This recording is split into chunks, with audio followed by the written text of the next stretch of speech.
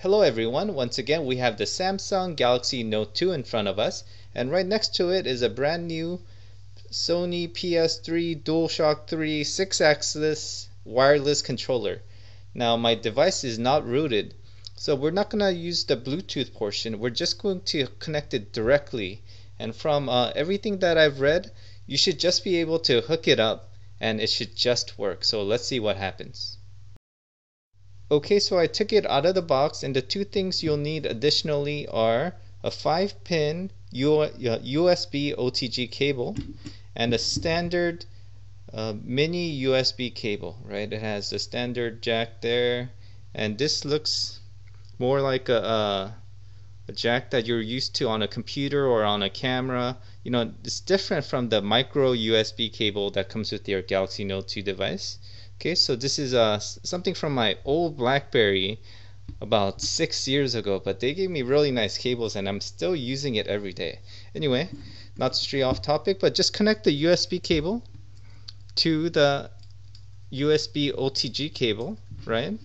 And then you want to plug in the USB cable, the other end of it, to the PS3 controller. Okay, that's done. And then you want to plug in the USB OTG cable into the phone itself.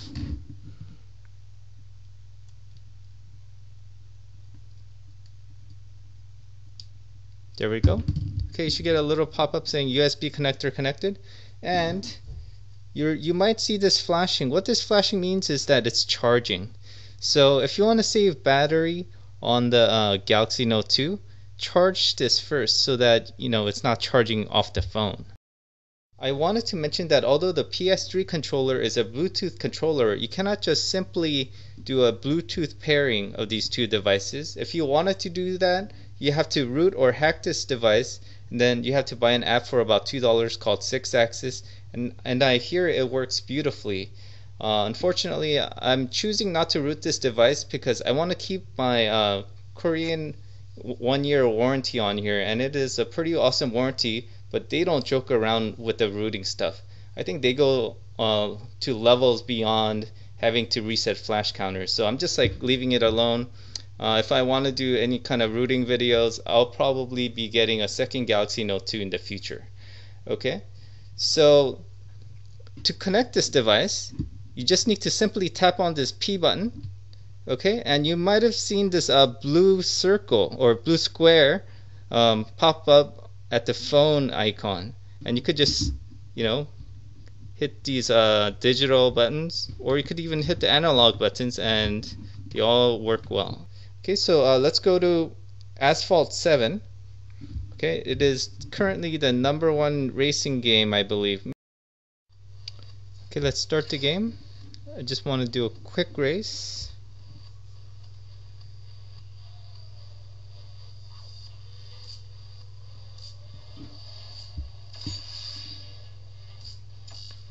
No tutorials required.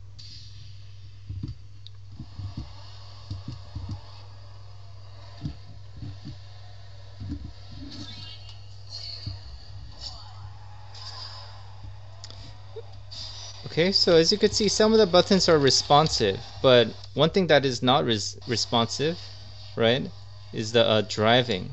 So hit menu and go to settings, controls, and then don't do the tilt settings, but go to control D, where you can control it with the by touching left and right. It doesn't say controller, but I'll choose this one.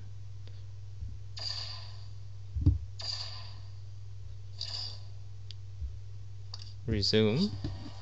Okay, and now it works awesome. Okay, and you could fire up the nitro, I guess, with the X button, and then the right trigger is the brake, maybe the handbrake. Oops. Okay, I still need to learn how to control this thing. Okay, but as in terms of responsiveness, I think it is great. I feel like I could actually race without crashing into walls now. Okay, and I did see a video saying that the frame rate on this game was pretty poor.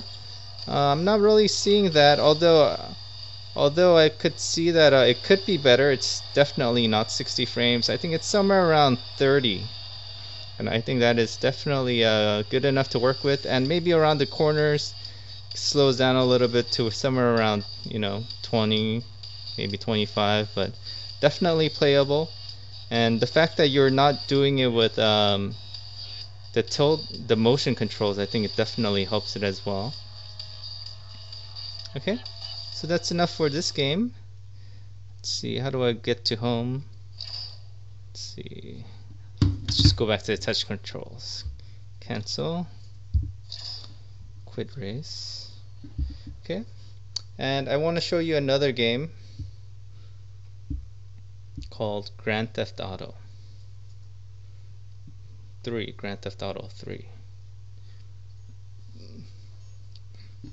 Okay, and if you haven't heard yet, this and you already have bought Grand Theft Auto 3, they should be coming out with, I believe, Vice City and maybe San Andreas as well to the mobile platforms. So I'm pretty sure that means Android as well. So I'll be looking forward to that. Definitely, you need a controller to play these games. Unfortunately, if you try to play with the touch buttons, the games require definitely a very sensitive controls to where I felt some levels were basically impossible without a controller. Tap to continue. Oh, I think X works. Resume.